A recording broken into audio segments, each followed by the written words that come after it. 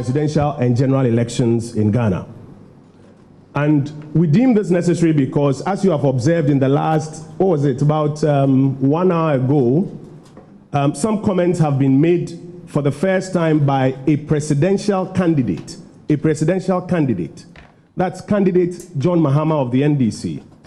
And the comments that he has just made and thrown out into the public domain at this stage in the election process have the tendency to do a number of things, to endanger public safety, to raise tensions, and even to undermine the sanctity of the ongoing process.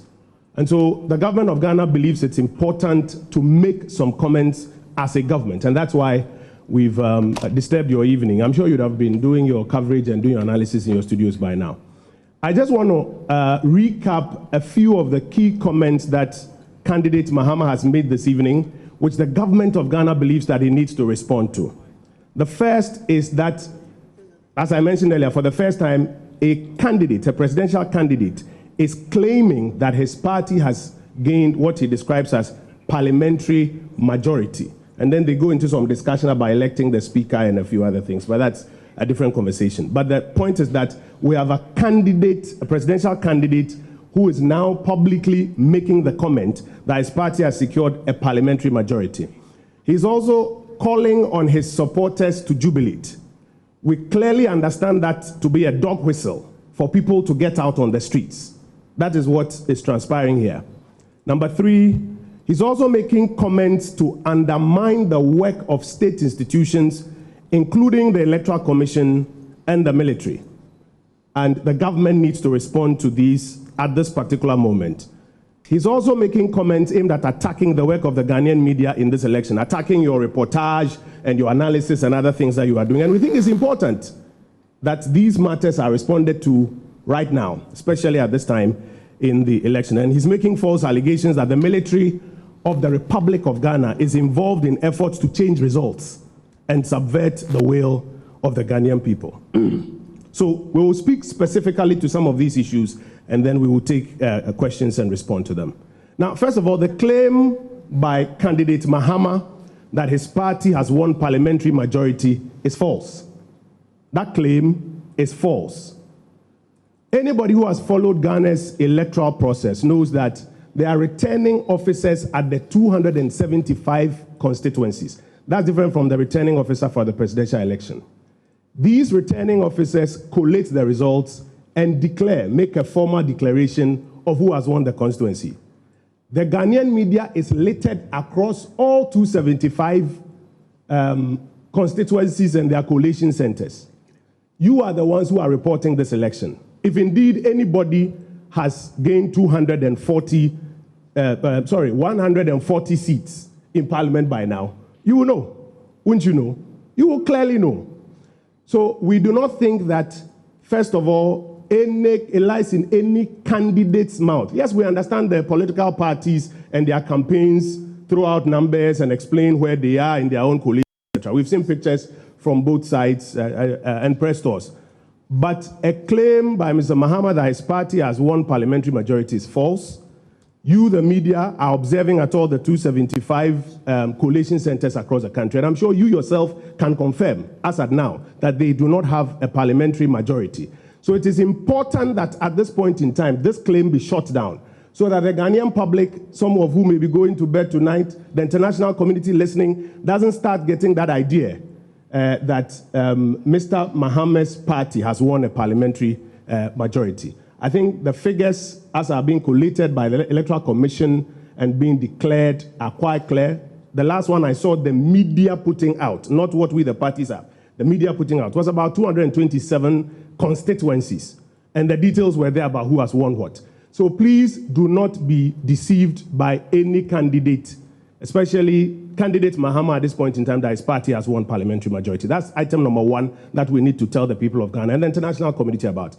Item number two is a dangerous matter. This dog whistle to supporters by the candidate that they should jubilate. And we are clear. This is a dog whistle to people to get out on the streets and jubilate.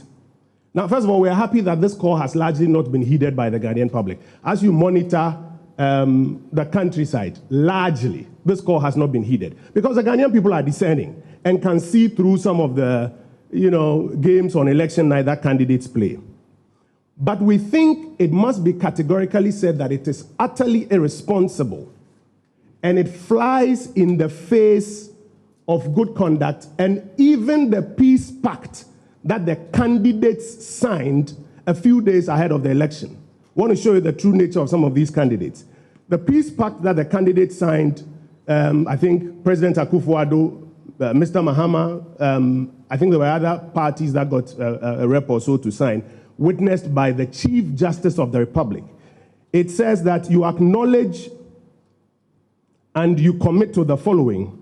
A, that the remaining rounds of campaign sequel to the general election shall be conducted with decorum.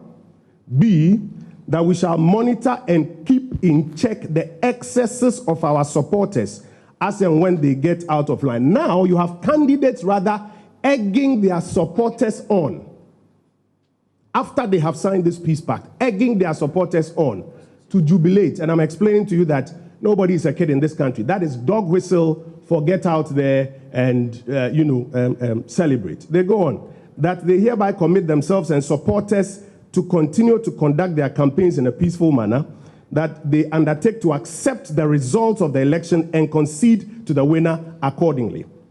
Then they commit to a number of things in it. After signing this, you now have candidate Mahama himself, not his campaign or his party. Those ones, you understand the party portion. But now you have the candidate himself asking his supporters that they have a right to jubilate. And like I've said to you, it's a dog whistle for asking them to go out. We want to, as a government of Ghana, strongly urge all candidates to desist from such conduct. It has the potential to raise tensions, to heighten anxiety, and most importantly, it will leave your supporters severely disappointed if and when an eventual loss is occasioned for you. And so we think that the responsible thing to do as a government at this point in time is to call it out and let the public know, don't fall for that. Item number 3. As you are aware, Ghana has had about 8 successful elections since the 1992 Constitution was rolled out. The Electoral Commission has a proven track record of successfully conducting elections. This EC has come under a barrage of criticisms from this particular candidate. But as we can all attest to, so far, the exercise of this election has generally, the part conducted by the EC has generally been smooth. No candidate should at this stage get into this exercise of seeking to undermine the work of the EC. It is most irresponsible, and it would endanger the peace of this country. Now, another matter we're looking to is the attack on the media. Again, if you listen to the candidate's commentary, and the commentary by, I think, the General Secretary of his party immediately following afterwards, they are now attacking the Ghanaian media, that you are now in the business of churning out fake results. I'm sure you heard that you are now in the business of churning out fake results. Everybody knows that the media in Ghana, independent, experienced in observing elections at collation centers, does the simple exercise of bringing in the numbers and doing the analysis. And this election, let's commend the Ghanaian media. Many of you have invested in software that allows you to do interesting analysis, do comparisons, etc. You are beginning to notice, just like what the outgoing president of the US of A has been doing. Candidate Mahama is now suggesting that the numbers that the Ghanaian media are churning out and the collation that the Ghanaian media is beginning to do, which you have done in previous elections, are false and are fake. And we think that, again, it is important to call it out. This is not the first time that you see a candidate begin to make such allegations when they know something that maybe the rest of the population don't know. And that's why I cited the example of the US, where the US president, who is outgoing now, consistently been attacking the media as being fake news, enemies of the people, etc., etc. We're beginning to observe a bit of it here. And we think it's important not to let it slide, but to draw your attention to this. Now, again, another claim is being introduced into the conversation, and it's important to draw the country's attention to it, that Mr. Mahama's party says that it has won majority of the regions, and therefore it can extrapolate that it ought to win the presidential election.